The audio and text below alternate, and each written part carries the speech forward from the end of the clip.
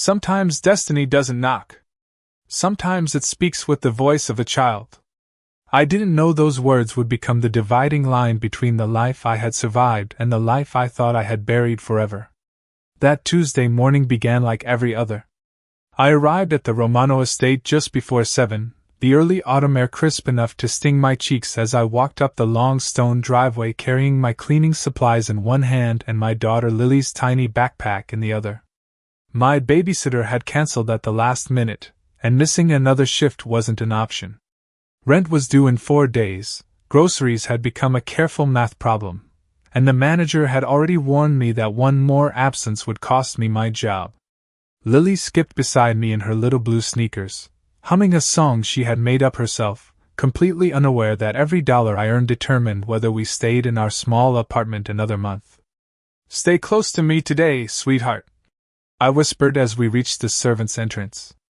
She smiled with the kind of innocence only 6-year-olds possess and nodded. "I promise, Mommy." The Romano estate looked less like a home and more like a private museum.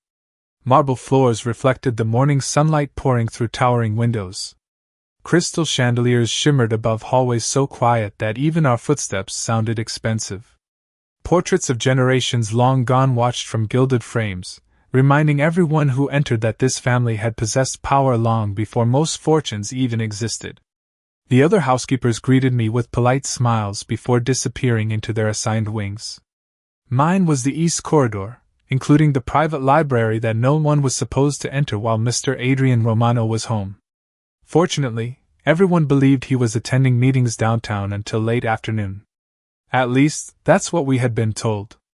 Lily sat quietly beside one of the tall bookshelves with her coloring book while I dusted rows of leather-bound novels that probably hadn't been opened in years. Every few minutes she looked up just to smile at me, and somehow that tiny smile always made the exhaustion in my bones feel lighter.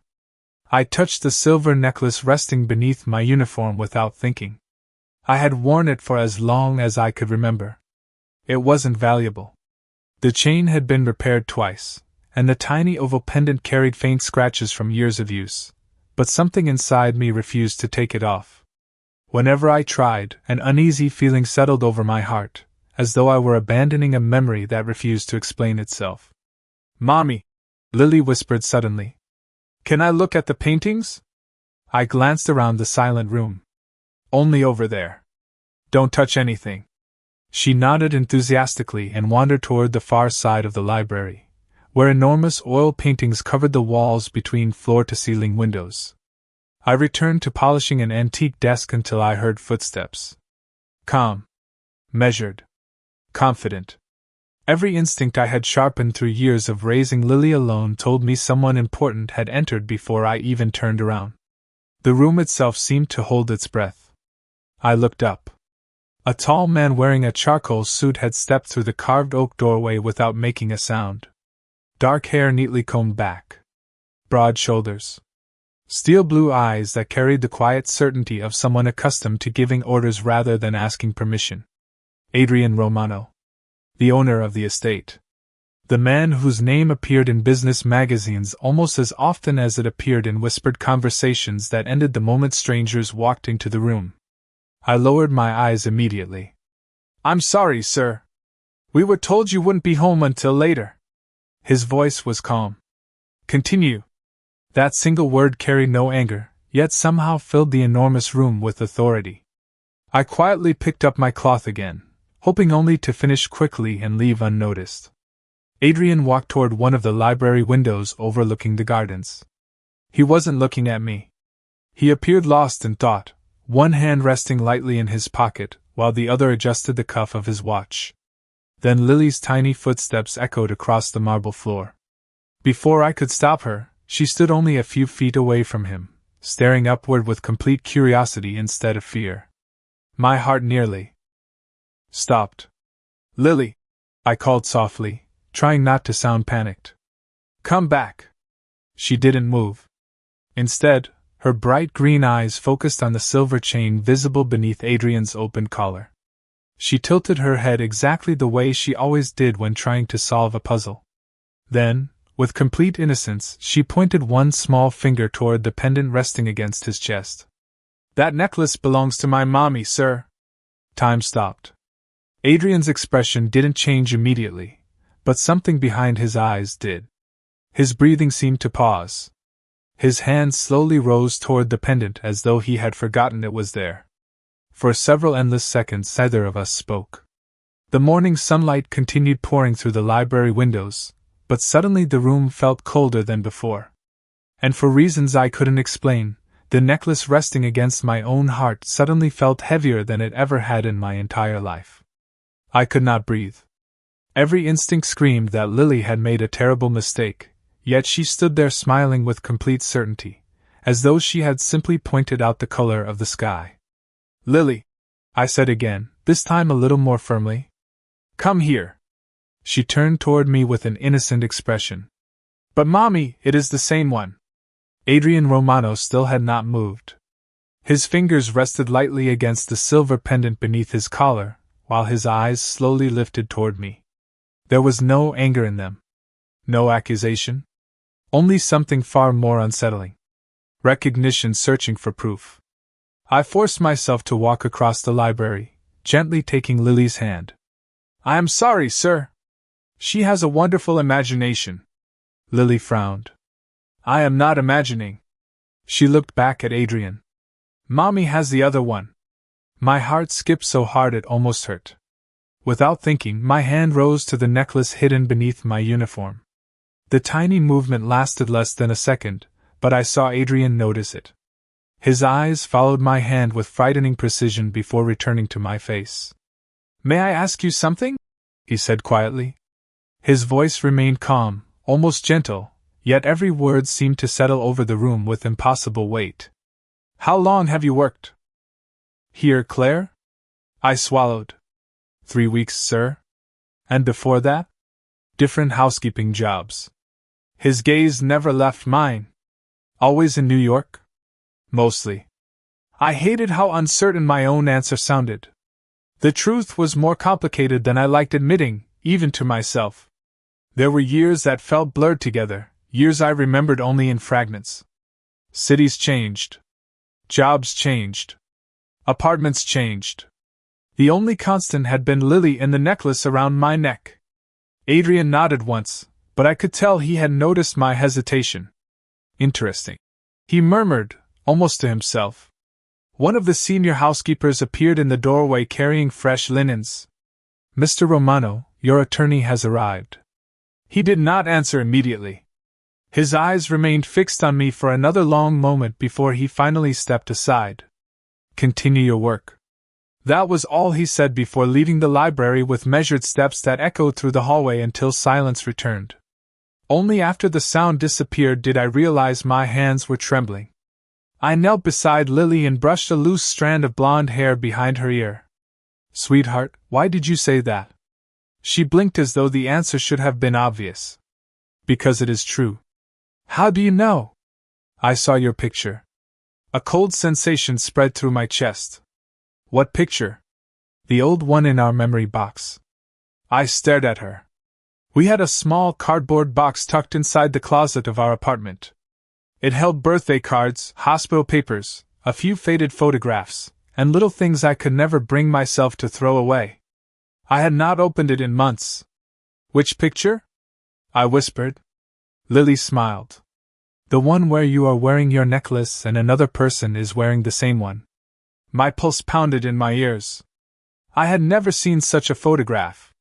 At least, I did not remember seeing one. Every memory I had before Lily was born felt incomplete, like pages torn from the middle of a novel. Sometimes I blamed stress. Sometimes exhaustion. Sometimes I simply accepted that the past stayed where it belonged. But now, for the first time in years, I was no longer certain that my past had stayed buried somewhere else inside the enormous estate. Adrian Romano was carrying the same unanswered question. And somehow, I knew neither of us would sleep until we discovered why. That evening refused to leave my mind, no matter how hard I tried to convince myself that Lily had simply misunderstood what she had seen. We finished our shift just before 5, and the bus ride back to our apartment felt longer than usual. Outside the window, Manhattan rushed past in flashes of yellow taxis, crowded sidewalks, and people hurrying toward lives that seemed so much simpler than mine. Lily leaned against my shoulder, quietly drawing little flowers in the fog on the glass while I replayed every second inside the library. Adrian Romano's eyes had not been those of a man amused by a child's imagination. They had been the eyes of someone recognizing a memory he had spent years trying to forget. When we reached our apartment, I unlocked the door and set our groceries on the tiny kitchen counter. The apartment was barely 600 square feet, but it was warm, clean, and ours. That had always been enough for me. Lily disappeared into her bedroom to change into her favorite pajamas while I prepared grilled cheese sandwiches and tomato soup, the inexpensive dinner that had become our Tuesday tradition. She talked happily about school, about a girl who shared crayons with her, about wanting a puppy someday. I smiled at the right moments, but my thoughts remained trapped inside the Romano estate. After dinner, while Lily colored at the coffee table, I opened the hallway closet. The cardboard memory box sat exactly where it always had, covered by an old blanket. Dust clung to the edges as I carried it into the living room and slowly lifted the lid.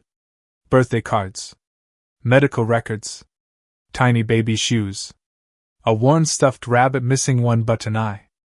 Everything looked exactly as I remembered. I searched carefully through every envelope and photograph.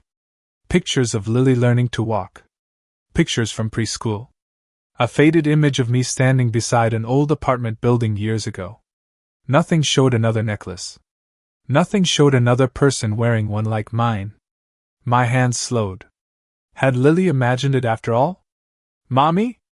I looked up. She had wandered over without me noticing. You are looking for the picture? Yes, I admitted softly. Can you show me? She nodded confidently and reached into the box herself.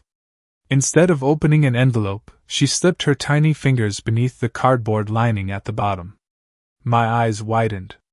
There was another layer. Carefully, she lifted one corner, revealing a hidden compartment I had never known existed. Inside rested a single photograph folded neatly in half. My heartbeat became painfully loud as I unfolded it. The edges had yellowed with age. The image itself had faded, but two young people stood beneath autumn trees somewhere I did not recognize. The woman was smiling brightly, wearing a cream-colored sweater and the same silver necklace that rested against my skin at that very moment.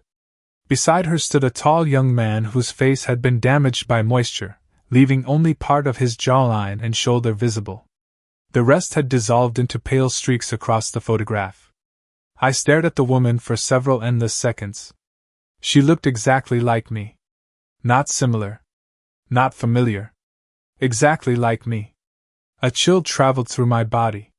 Written on the back in elegant handwriting were 4 simple words. Forever begins with trust. Beneath the sentence was a date from 8 years earlier. I did not remember that day. I did not remember the photograph. I did not remember the man standing beside me. Yet tears filled my eyes before I understood why. Hundreds of miles away from logic, somewhere deep inside my heart, a forgotten part of me already knew that this picture had once been my entire world. At that same moment, inside his private office overlooking the city skyline, Adrian Romano unlocked an old wooden box that had remained closed for nearly a decade. Resting inside was another faded photograph, another silver necklace, and a question he could no longer ignore. Sleep became impossible after finding the photograph. I lay awake listening to the familiar sounds outside our apartment window, distant sirens, passing traffic, and the steady hum of the city that never truly rested. Beside me, Lily slept peacefully with her favorite stuffed rabbit tucked beneath one arm, completely unaware that she had uncovered a mystery capable of changing both our lives. I held the old photograph under the dim bedside lamp for what felt like hours. Every time I looked at the smiling woman, I saw myself. Every time I looked at the damaged silhouette beside her, an ache settled deep inside my chest without explanation. I touched the words written on the back with trembling fingertips. Forever begins with trust. The handwriting looked elegant, deliberate, familiar somehow, but no memory followed. I finally placed the picture back into its envelope just before dawn. The next morning I arrived at the Romano estate earlier than usual, hoping routine would quiet the questions racing through my mind. The gardens glistened with dew, and a cool breeze carried the scent of fresh roses across the courtyard. For a few peaceful minutes, everything felt almost normal. Then I noticed 2 black luxury vehicles parked near the front entrance. Men in tailored suits moved quietly between them, speaking into small earpieces with calm professionalism. Something inside the estate had changed. The atmosphere felt sharper, more alert. Inside the servants' hallway, the housekeeping supervisor handed me my assignment without meeting my eyes for very long. "Mr. Romano requested that you continue cleaning the east wing today." I blinked. "Just me?" She nodded. "Personally requested." My stomach tightened. I thanked her and walked toward the library, trying to convince myself that it meant nothing. Rich people made unusual requests all the time. Perhaps he simply preferred consistency. Perhaps he had already forgotten yesterday entirely. Yet the moment I stepped into the library, I knew either assumption was true. Adrian stood beside the enormous window overlooking the gardens, holding a porcelain coffee cup untouched in one hand. Morning sunlight outlined his profile, but his attention was fixed on a framed photograph resting on the desk before him. He looked up as I entered. "Good morning, Claire." It startled me that he remembered my name after only 3 weeks. "Good morning, sir." Silence stretched between us while I gathered my cleaning supplies. Usually I worked quickly, almost invisibly. Today every movement felt observed. I dusted the bookshelves, straightened the leather chairs, polished the antique globe in the corner. Adrian remained where he was, saying nothing, yet I could feel his eyes following me with quiet patience rather than suspicion. Finally he spoke. "Do you always wear that necklace?" My hand instinctively touched the pendant beneath my uniform before I answered. "Yes." "Who gave it to you?" I opened my mouth, but no answer came. I had never questioned its origin because I believed I already knew everything important about my own life. Suddenly I realized I did not. I honestly do not know." Adrian studied my face carefully. He was not searching for deception. He was searching for truth.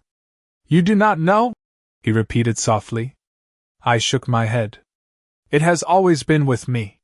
His expression changed almost imperceptibly, not disappointment, not relief, but something closer to hope mixed with disbelief. Without another word, he opened the desk drawer and removed a weathered leather journal. He did not hand it to me. Instead, he opened it himself, turning several pages before stopping on one that contained an old photograph carefully protected beneath clear paper. He looked at it for several seconds before quietly closing the journal again. I had only caught the briefest glimpse, but it was enough to make my pulse quicken. The woman in that photograph had my face. Adrian slowly returned the journal to the drawer. "Thank you, Claire," he said with unusual gentleness. "You may continue your work." I nodded, unable to find my voice. As I turned back toward the bookshelves, I noticed something resting beside the window that had not been there before. It was a fresh white lily arranged in a crystal vase. Beneath it lay a folded note with only 4 handwritten words. "Forever begins with trust." The words on the note stayed with me long after I left the library. "Forever begins with trust." They matched the message written on the back of the hidden photograph so perfectly that I could no longer believe it was a coincidence. My hands continued moving out of habit, dusting shelves, polishing tables, arranging books, but my thoughts refused to stay in the present. Every few minutes I caught myself touching the necklace beneath my uniform, hoping that somehow it would unlock the memories trapped somewhere beyond my reach. By lunchtime, the estate had returned to its usual rhythm. Gardeners trimmed hedges outside the tall windows. Chefs hurried through the service hallway carrying trays that smelled of fresh bread and rosemary. Housekeepers exchanged quiet conversations while folding linens. Everything appeared ordinary, yet I felt like the only person standing in the center of an invisible storm. As I carried fresh towels toward the guest wing, an older woman called my name. "Claire." I turned to see Margaret, the estate's longtime housekeeper. She had worked there for more than 20 years and carried herself with the quiet confidence of someone who had seen everything without ever repeating it. "Would you join me for tea?" she asked gently. We sat together in the small staff dining room overlooking the back gardens. Steam curled from our cups while afternoon sunlight warmed the wooden table between us. Margaret watched me for a moment before speaking.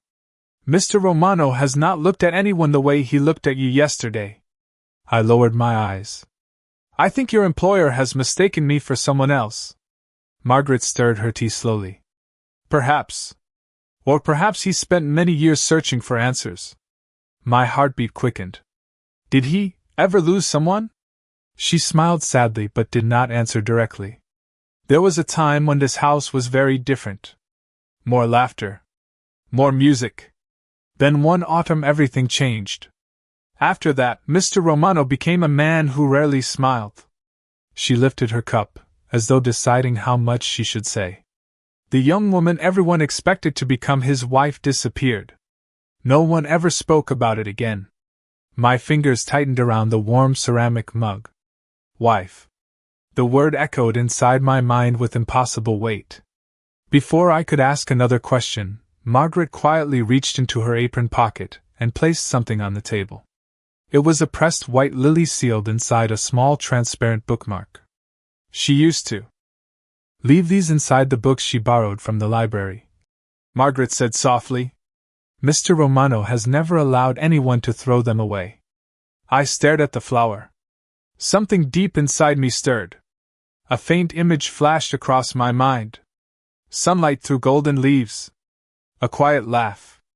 Someone placing a fresh lily inside the pages of a novel while saying, "Now I will always know where I stopped reading." The memory vanished almost as quickly as it appeared, leaving only the sound of my own breathing. I pressed my fingertips against my temple. "Are you all right?" Margaret asked with concern. I thought I remembered something." She studied me carefully but asked no further questions. "That evening, after finishing my shift, I collected Lily from the children's playroom where one of the kitchen assistants had been watching her. As we walked toward the front gate, Lily suddenly stopped beside the estate's reflecting pool. "Mommy. What is it?" She pointed toward a stone bench beneath an old oak tree. "That is where you used to sit." I froze. "Sweetheart, I have never been here before I started working." Lily looked genuinely confused. "Then why do I remember you smiling there?" I followed her gaze toward the empty bench, and for the briefest second, another image flickered across my mind. A younger version of myself laughing as autumn leaves drifted across the water while a tall man sat beside me, his hand gently covering mine. I blinked, and the vision disappeared, leaving only the ripples moving across the silent pool. The image beside the reflecting pool stayed with me all night. I could still see the golden leaves drifting across the water every time I closed my eyes. It had lasted no more than a heartbeat, yet it felt more real than any dream I had ever experienced. I wanted to dismiss it as exhaustion, but something deep inside me refused to let it go. The next morning, I arrived at the estate before sunrise. The sky was painted in soft shades of blue and pink, and a thin layer of mist floated above the gardens. Everything seemed peaceful, but I carried an uneasiness I could no longer explain. As I entered through the servants' entrance, Margaret approached me with an expression I had not seen before. "Mr. Romano would like you to organize the archive room today," she said quietly. "It is downstairs beside the old wine cellar." I nodded without asking questions. The archive room smelled of cedar, old paper, and polished wood. Shelves stretched from floor to ceiling, holding carefully labeled boxes filled with decades of family photographs, letters, and estate records. Dust floated through narrow beams of morning light that slipped between the high windows. It felt less like a storage room and more like a place where forgotten lives quietly waited to be remembered. I worked methodically, sorting files according to handwritten labels, until one worn leather album slipped from the top shelf and landed at my feet with a soft thud. I bent down to pick it up, intending to return it immediately. Instead, the cover opened by itself. The first page held photographs from a charity gala nearly a decade earlier. Elegant guests smiled beneath crystal chandeliers while musicians performed in the background. I turned another page. Then another. My breathing slowed. There I was, standing beside Adrian Romano on the grand staircase, wearing a pale blue evening dress and smiling directly at him as though no one else existed in the room. My fingers began to shake. I stared at the photograph, searching desperately for some sign that it had been altered or mistaken, but every detail was unmistakable. My face. My necklace. My smile. It was me. Before I could process what I was seeing, another memory crashed gently into my mind. Music floated through a ballroom. Adrian laughed as he spun me beneath sparkling lights. "You always count the steps," he teased. "Only because you always change them," I answered. The memory disappeared before I could hold on to it. My knees felt weak, and I steadied myself against the shelf. "You found it." Adrian's voice came from behind me.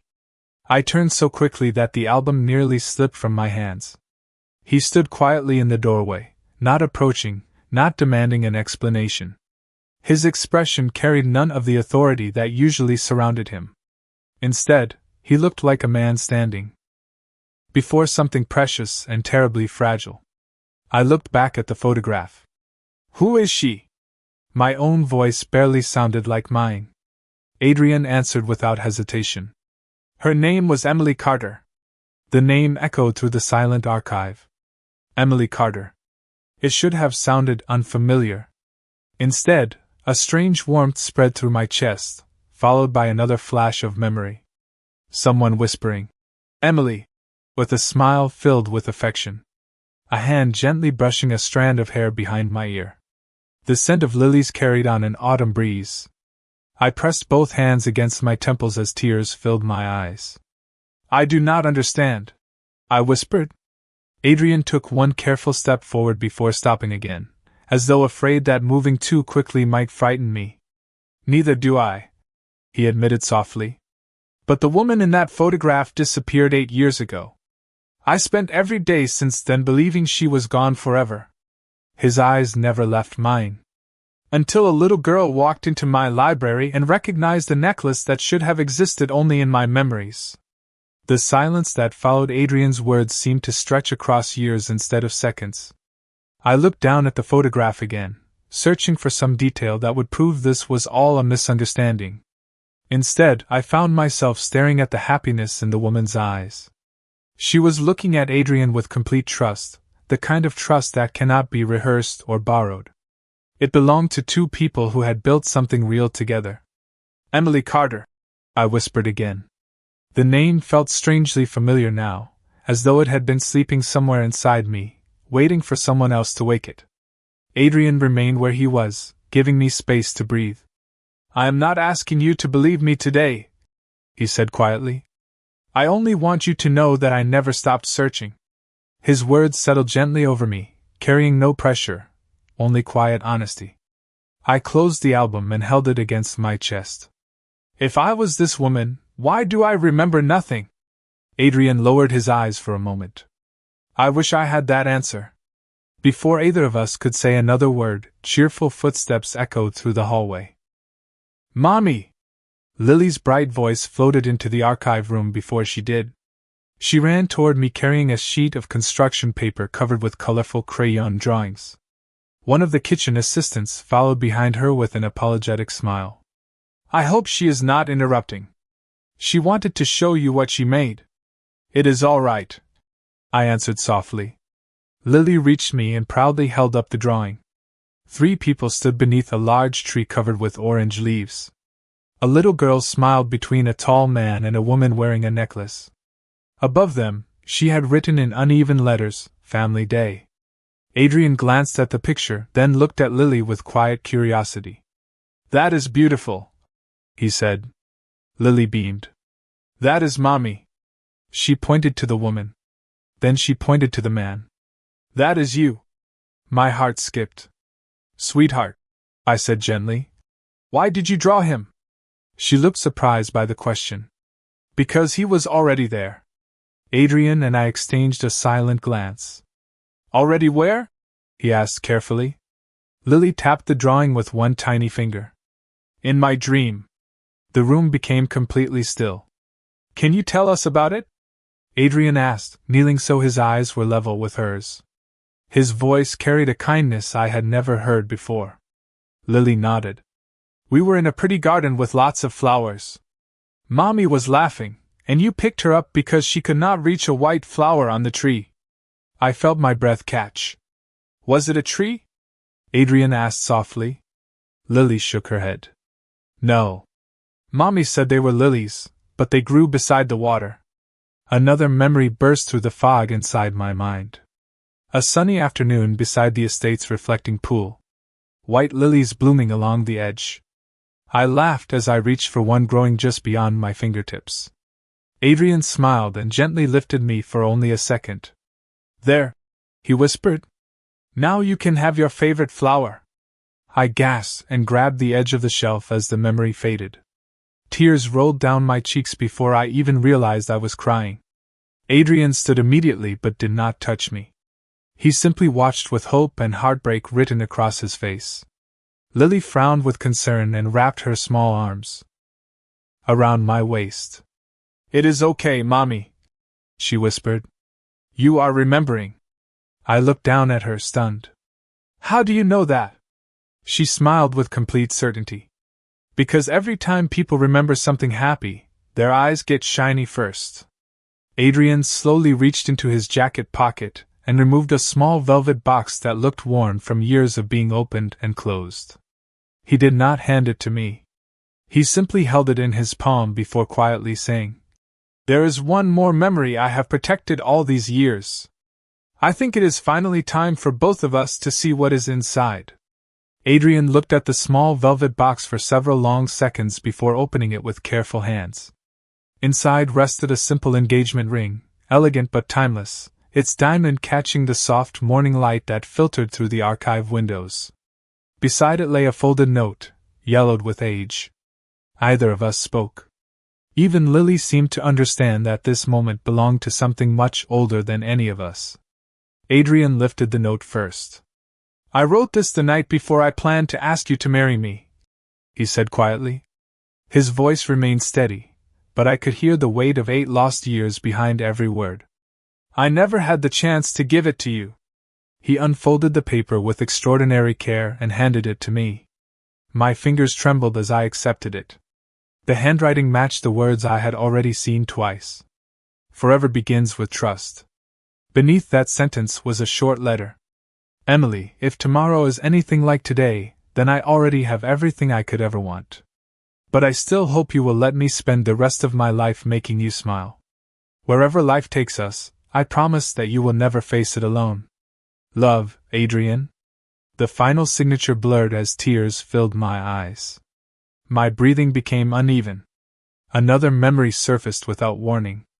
I stood beneath the old oak tree beside the reflecting pool, laughing because Adrian had hidden something behind his back. Close your eyes, he said. You always make me nervous when you say that, I answered, pretending to complain while smiling anyway. I remembered closing my eyes. I remembered feeling his fingers gently brush against mine.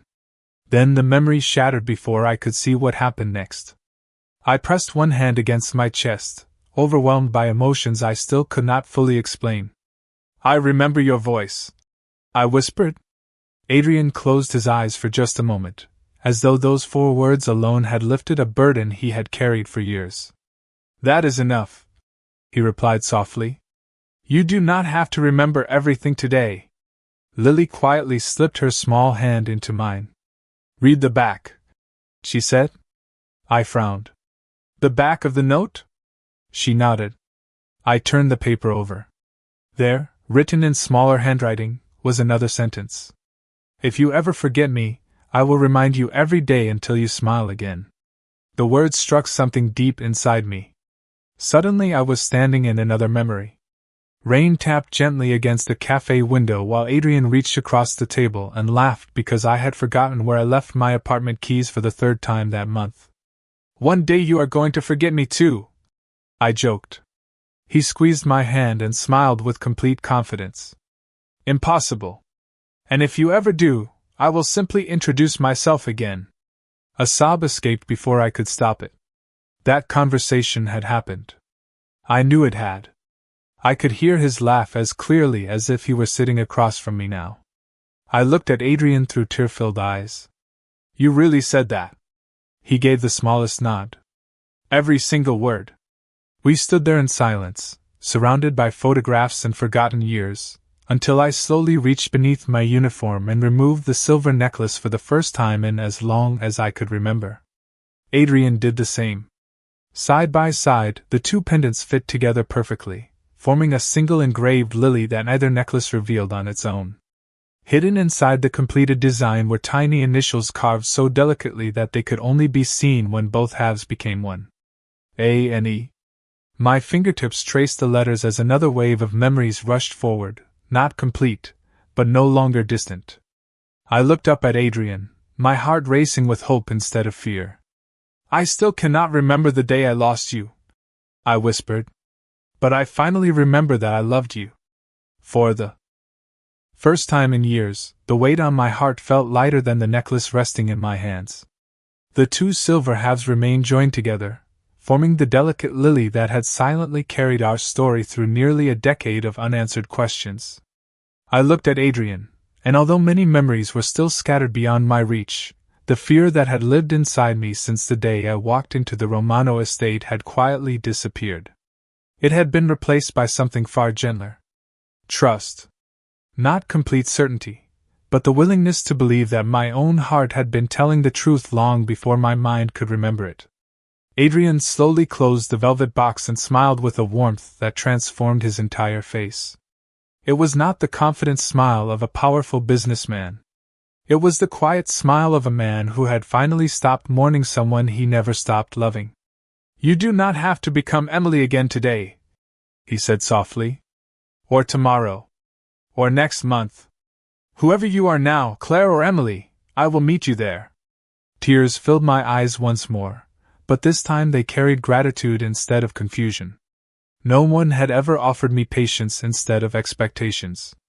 Before I could answer, Lily reached for both of our hands with complete determination. Her tiny fingers wrapped around mine and then around Adrian's, pulling us together with effortless confidence. There, she announced proudly. Now it looks right. Adrian laughed quietly, the sound light enough to make Lily laugh with him. I realized then that Margaret had been right. This house had once been filled with laughter.